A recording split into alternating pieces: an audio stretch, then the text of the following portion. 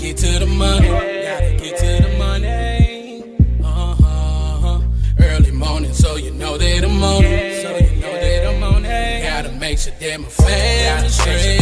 Gotta make sure that the kids in there. Gotta make sure that the bills is paid. And then let's get to the money. Get to the money. Early morning, so you know that I'm on it. And gotta make sure that my family straight. Gotta make sure that the kids in there. Gotta make sure that the bills is paid. And then let's get to the money. Get to the money.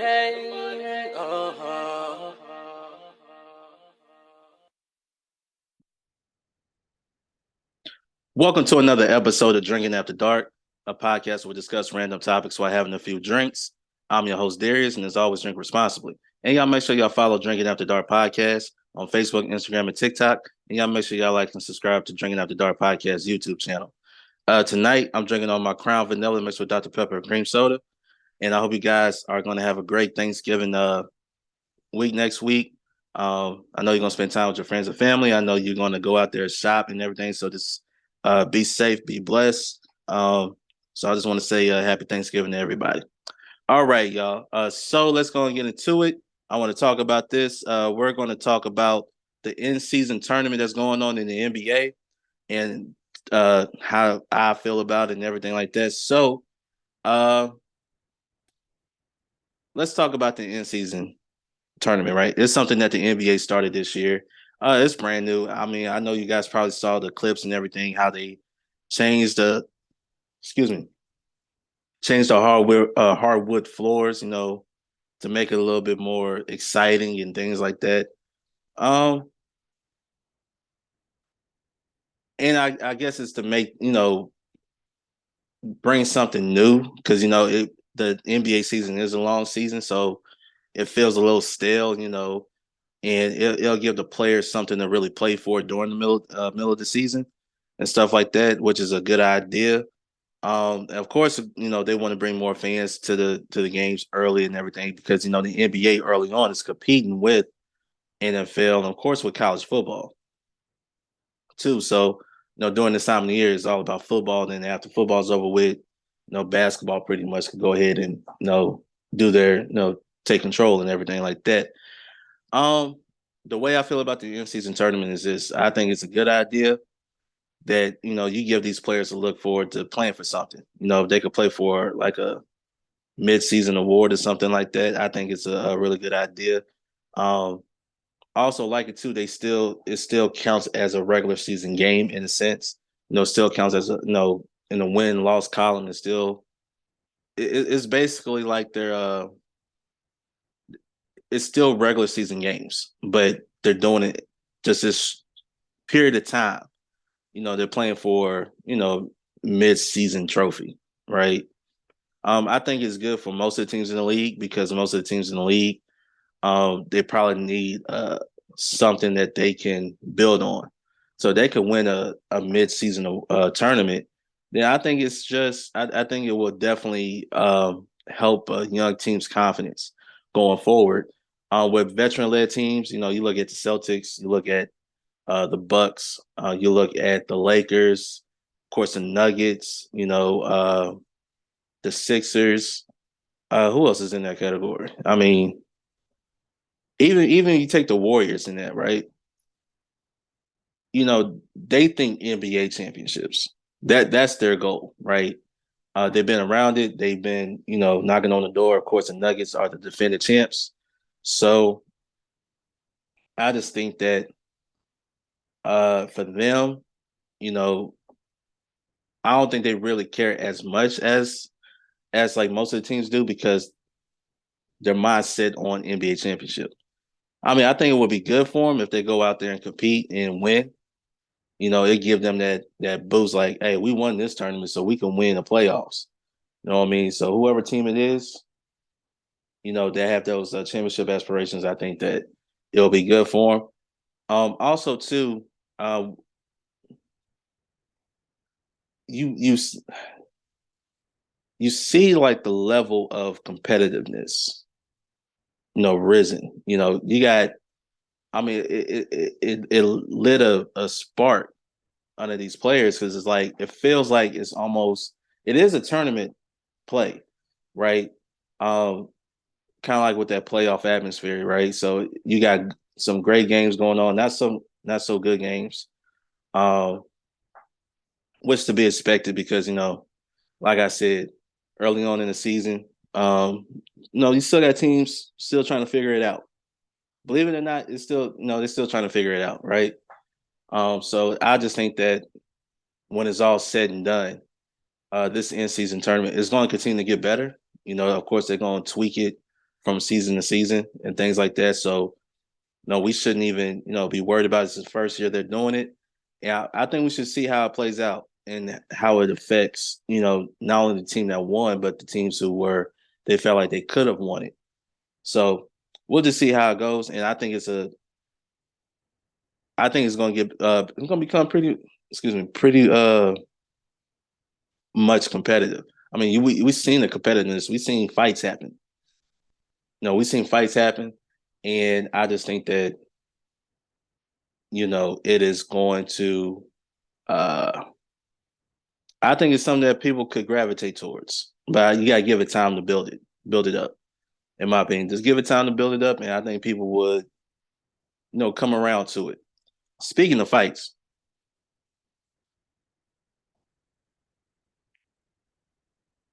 I know you guys probably saw uh floating around social media and everything like that. Minnesota, Golden State, they had a little scuffle and things like that. But the talk is Draymond Green, basically put Rudy Gobert in the headlock, dragged him, dragged him in the headlock and things like that. Of course, he's suspended. He's suspended right now. And you got a lot of people who are fed up with Draymond and everything like that. If you're not a Warriors fan, right? But Draymond's whole career was based on this. It was based on this. And I think Draymond at times, we could call him, smartest guy out there. But there's times where it's like, okay, there's one thing to, teeter on the line, but it's another thing to cross that line. And too many times he didn't cross that line. Rudy Gobert said some post game, which was very funny. He was basically saying anytime Steph is not out there, Draymond wants to get ejected. Numbers have shown 10% in the games where Steph didn't play, Draymond got ejected. So, which is crazy to me. It's crazy to me and everything like that. I like Draymond. I think he's I'm a fan of his, but at times you're like, man, why'd you do that? And, sometimes a coach has to, keep their players in check. I know Steve Kerr comes from that Phil Jackson philosophy and everything. When you look at Dennis Rodman did some crazy stuff in his day with Chicago, right? With Chicago. Not as much with Detroit, but with Chicago. And we all know the infamous headbutt to a referee. We know that. We know about him needing a break going to Vegas. We know about him going to WCW Nitro in the middle of the finals.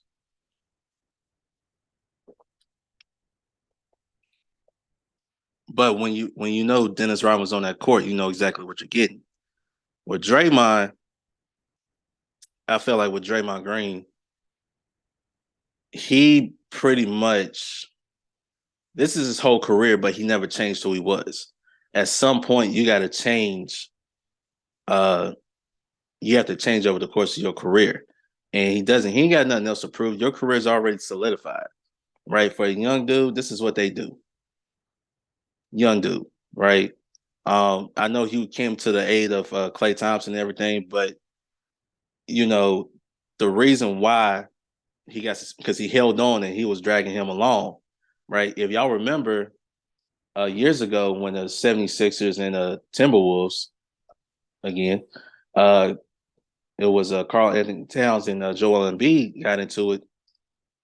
Ben Simmons, who was on the 76ers at that time, basically he had his arm around the neck of Karl Anthony Towns, but it was to calm him down, right? So he didn't get suspended for like he was just trying to de-escalate the situation. Draymond, and basically in a way, escalated the situation. Therefore, with his, everything he has done, they're like, all right, you got to go sit down for a while. So that's what the NBA did. They told him like, hey, dude, you got to go sit down for a while. And I'm gonna tell you this: I had a conversation with somebody about this, right? And I said back when, uh, back when Golden State they were going for the second championship, going for a repeat actually against the Cleveland Cavaliers again. That was that time period that we already know it's going to be Cleveland versus Golden State for like that 4 year period, 4 or 5 year period. And they Draymond pretty much they were up 3-1, but I think Draymond that was the playoffs where he was kicking dudes in the nuts, right? And when he now LeBron James baited him into doing this. Now you gotta be smarter than that, right? Because the league is already watching. Even though he didn't connect, LeBron baited him by having his balls on the back of his head. Draymond still reacted, swung, boom, right there. There's like, all right, you're suspended for a game, which basically changed that series completely. In my opinion, that changed the series completely. But Golden State still had a chance to win. They didn't. We know what happened. But I felt like Draymond's suspension caused that, gave them an extra life in a sense. Because if he didn't get suspended, I felt like Golden State would have won 2 in a row, and probably it would have been 4 in a row. Because KD wanted to go there. So that's just my opinion. But this is the type of player of that magnitude. You always take the good with the bad, and sometimes the bad just, sometimes it get a little too much. So, but he's suspended and everything like that. Of course, Klay Thompson and forgot the other dude's name, Timberwolves. They got into that scuffle, which led to that. And I'm gonna say this: Rudy Gobert, he's one of the best defensive players the league has seen. But if I'm a big guy like that, ain't nobody gonna be choking me like that. Oh no, you're gonna have to see me.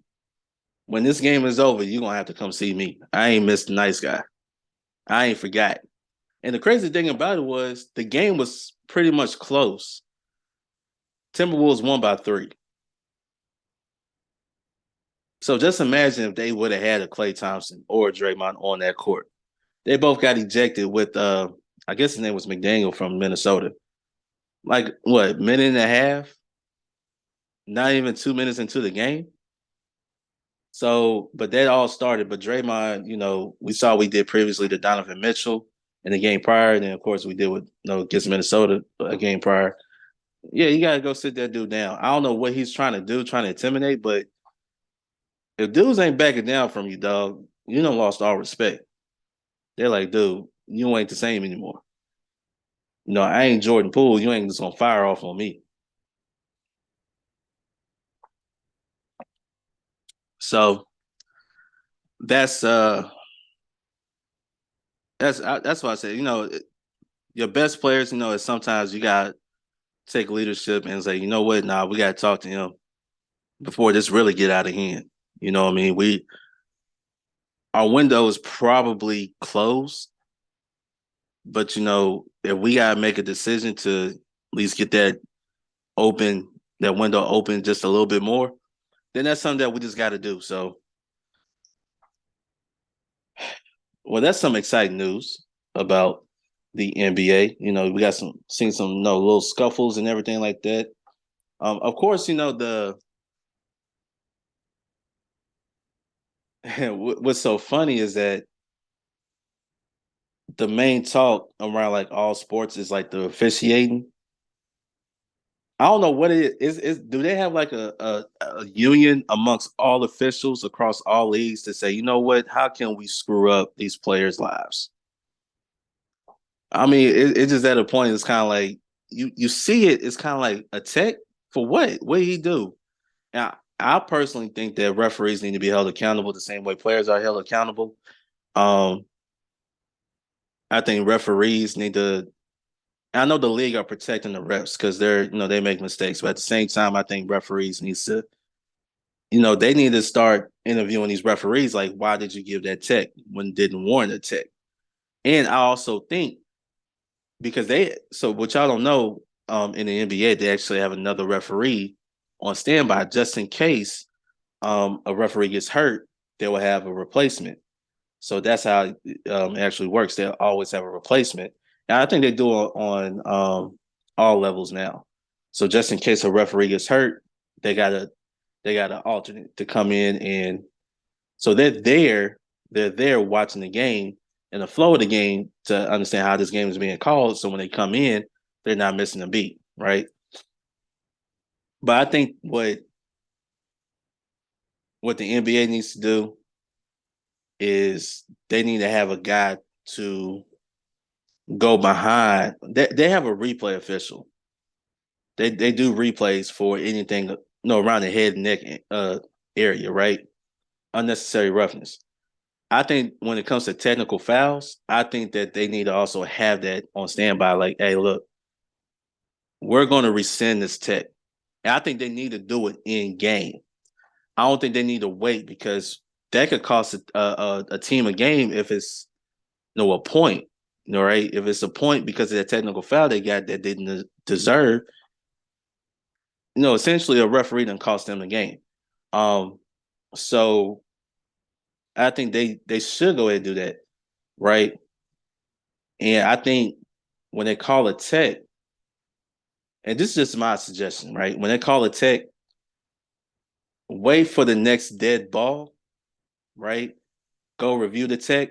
And if it's not warranted tech, they rescind it and you keep playing. If it still warrants a tech, then the guy shoot the free throw, then y'all go play ball. So now you're not stopping the flow, arguing, doing all that stuff. Wait till the next time out, review it, and then or next dead ball situation, review it. If it's a tech or not. You could call it, but just go ahead and say, hey, no, look at that. I ain't do nothing. They go check it out. They say it ain't nothing. Rescind it. Just continue to play ball. That's the way I'll do it. Because, you got these referees that are so soft, man. Referees are soft, man. You got these referees who make mistakes. I don't know if you guys pay attention to baseball, but these umpires with these strike zones and everything like that is ridiculous. It's at a point where I think the league's going to have to start changing things up. All right, don't be so tech happy. Don't pull that don't pull that card out and be like, hey, tech. We've seen guys get techs for no apparent reason. Giannis got ejected for what? Dunking on somebody? That's what we're doing now? He ain't said nothing to him. Got ejected. So it's like, I don't know. I think maybe they need some better refs. Probably. Get some better refs in there who have thicker skin, right? No, they could have told Giannis, hey, no, we're not going to do that this game.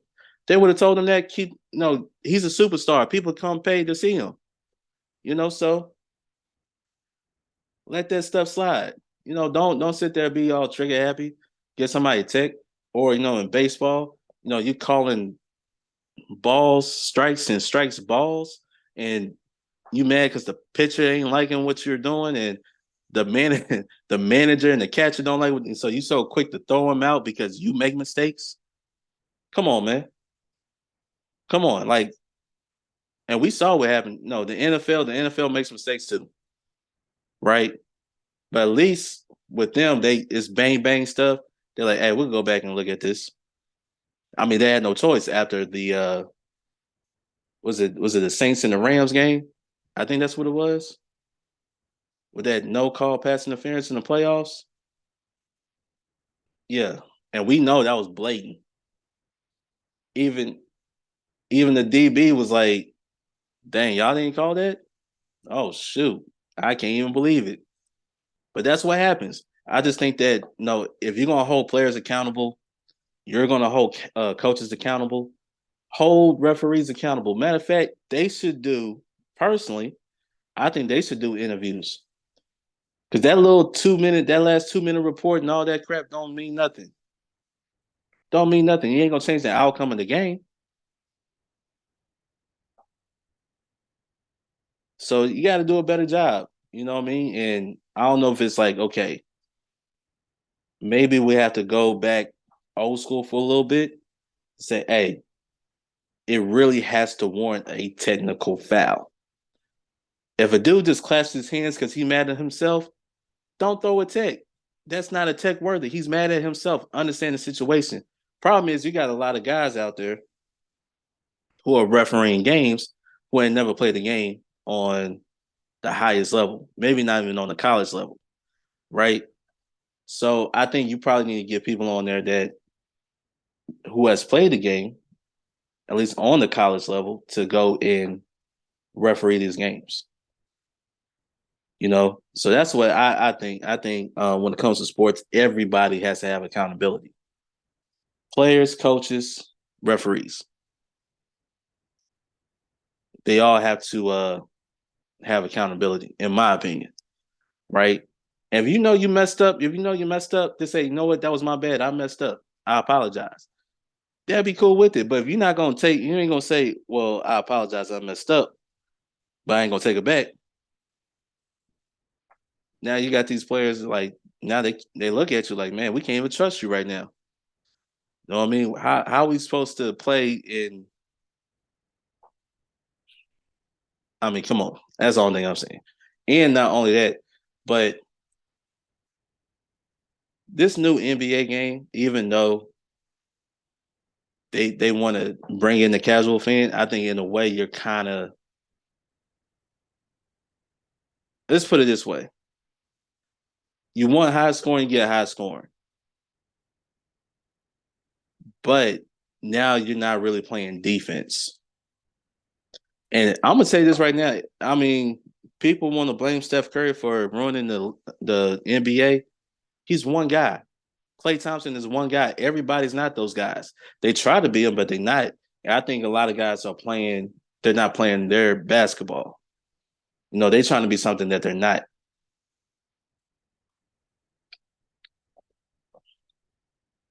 That's what I think. I think a lot of guys are doing something that they're not, and there's no defense being played. That's why you get these 130, 120 games. You know what I mean? I'd rather see a game 101 to 98 because you'll get more excitement to where it's like, well, free lane to the basket, can't touch them. You know, whatever happened to a hard foul now and then? Oh, you touch them on the leg, flagrant foul. I'm telling you, basketball is soft, man. I think a lot of these players they should, you know, they always look for a bailout. I think the referees gonna have to start letting some things go. They're like, hey, look, we're gonna play grown man basketball today. So all that little, you know, ticky tack stuff, we ain't calling it. It gotta be a foul for us to call it. All right. That's the way I see it. You know, even though this game is probably exciting to a common fan, but for me, I don't like it. I don't like seeing score. Now, if it's like a double overtime thing, oh yeah, it's one thing. But when you got teams putting up 130 in 4 quarters, I mean, I don't know what to say about that. I don't really like it. I don't like it. But when it comes to playoffs, we all know when it comes to the playoffs, it's not going to be that way. So probably that's why I wait for the playoffs. So that's just my opinion.